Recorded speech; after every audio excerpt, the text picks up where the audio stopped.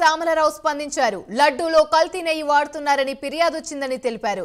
తనకు బాధ్యత అప్పగించినప్పుడే లడ్డూ నాణ్యతపై దృష్టి పెట్టాలని సూచించినట్లుగా తెలిపారు. నెయ్యి నాసి రకంగా ఉందని కాంట్రాక్టర్లకు చెప్పానన్నారు. తర్వాత గౌరవ ముఖ్యమంత్రి వర్యుల్ని కాలాన్ చేసినప్పుడు ఆయన 2-3 విషయాల మీద ప్రత్యేకంగా శ్రద్ధ పెట్టాలని కోరారు. ఆయన ముఖ్యంగా ఆయన కన్సర్న్ ఎక్స్ప్రెస్ చేసింది ఏంటంటే లడ్డూ క్వాలిటీ అనేది పడిపోయింది. తర్వాత లడ్డూలో గీ క్వాలిటీ కూడా బాగాలేదు, చాలా రాంగ్ కంప్లైంట్స్ వస్తున్నాయి.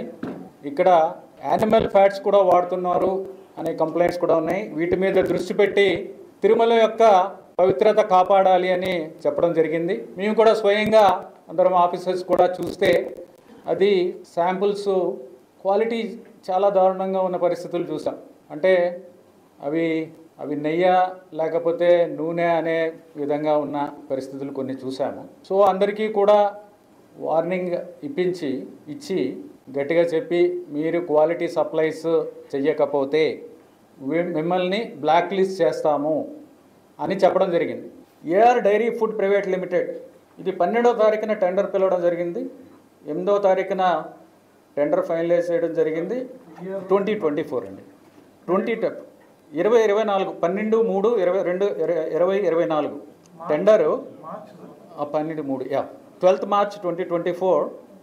Finalization of tender was done on 8th May 2024 and date of supply order was 15/5/2024. So the rate finalized was 319 rupees. So that was the issue. So he then 320 rupees. So then he started supplying. Then we asked him, we found 4 tankers. We found that 4 tankers వాళ్ళు supply చేసిన 4 tankers quality లేవు అనేది